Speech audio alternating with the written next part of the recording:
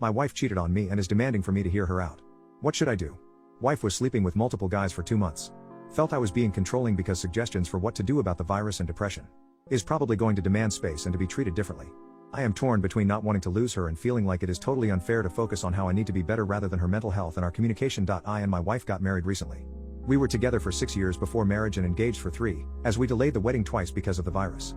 Her mental health has always been a struggle, depression, ADHD, anxiety, but during the relationship it feels like it's slowly been getting worse, and the virus was really bad.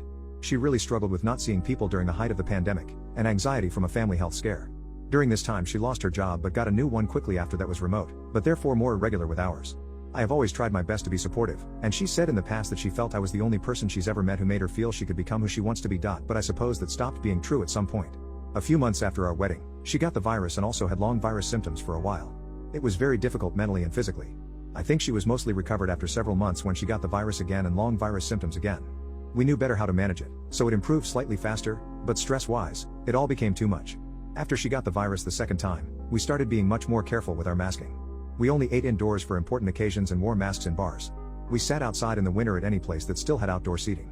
But after her second virus recovery, she spiraled into a depression worse than I had seen before. She decided to take a leave from work. During the depressive episode and leave, I fed her, did all the household chores, and worked full-time. During her leave, she started improving.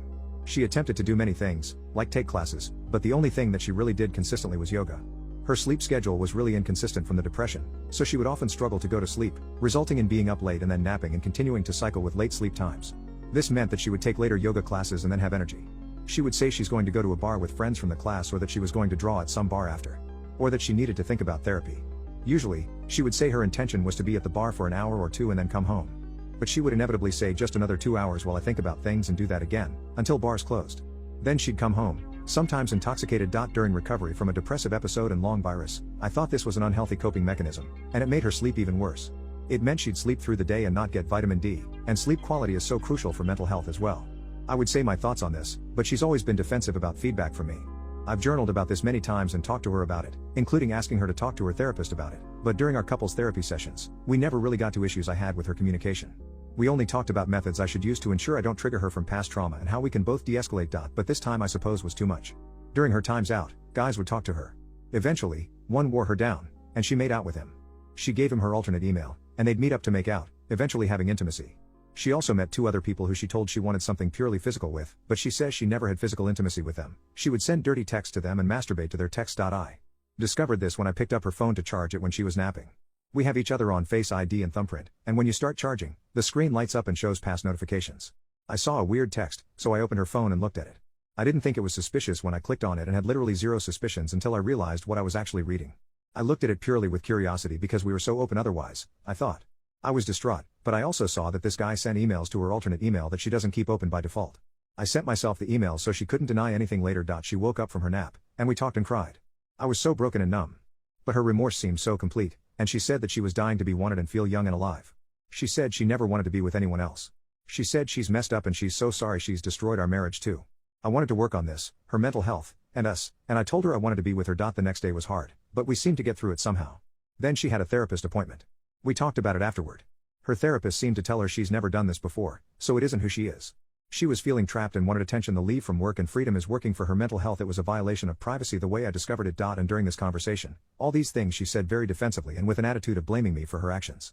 I was not happy about the perceived lack of guilt. Over the next few days, she seemed to take responsibility, and I had hoped for our growth from this.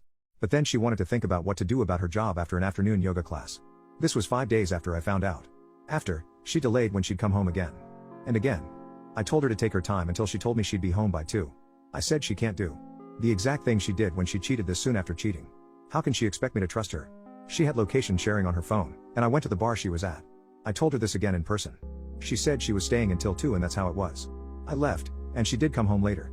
I don't think she cheated or anything. After couples therapy the day after, she had another therapist appointment a few hours later. After that, she's basically not been home. She has told me semi-loose plans, having dinner with a certain friend, but not more than that. She says she needs space. She'll come home late and sleep on the couch until I wake up, then go sleep in our bed until it's time to leave the house again. Based on our couples therapy session, I think she is going to demand changes from me so she doesn't feel trapped. I don't want her to feel trapped. I want her to be healthy and to have healthy coping mechanisms and to want to be with me. She still texts "I love you" to me, but she hasn't said she loves me in a week. I am so scared she wants to separate more completely. Not only for my sake but hers. She's had suicidal ideation, and I just want her to be okay. I think she has projected her parents' relationship onto me and will see anything I do as controlling or annoying at this point. I think her therapist has heard her talk about me this way as well and is encouraging separation. I don't think her therapist is wrong based on what she's heard, but I think it's possible my wife is being selective about what she tells the therapist. For example, she didn't tell the therapist she was cheating on me for the 2 months it was happening. I would guess that she also wasn't telling the therapist how often she was going out alone drinking. At our next couples therapy session, I think I'm going to be told she's moving out, and if I don't want that, I'll be controlling her again. I don't know how it's come to this. When the couples therapist found out, she told me, just because she feels trapped does not mean that you're trapping her. But I am scared that my wife, who definitely has felt I walk over her in conversations, is choosing now to put her foot in the sand. It feels like the most unfair time and decision, but I don't want to lose her and start my whole life over. I also don't want to acquiesce to this and have her think she is right to think I want to control her. That would result in a life of her resenting me in her mind. I know I'm not blameless. We got couples therapy before this happened for a reason. I am argumentative, and she gets triggered by confrontation from past trauma.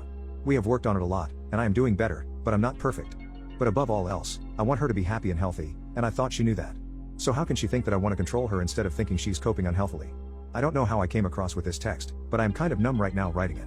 I can't stress enough that I try in every conversation to understand, even if she feels I'm just trying to win or if the conversation gets heightened by my tone or her trauma. It's the number one thing we've talked about, and it hurts so much that she really thinks I want to control her even though what I am proposing, not demanding, is as mild as being at home by midnight on weekdays and trying to sleep well for her mental health.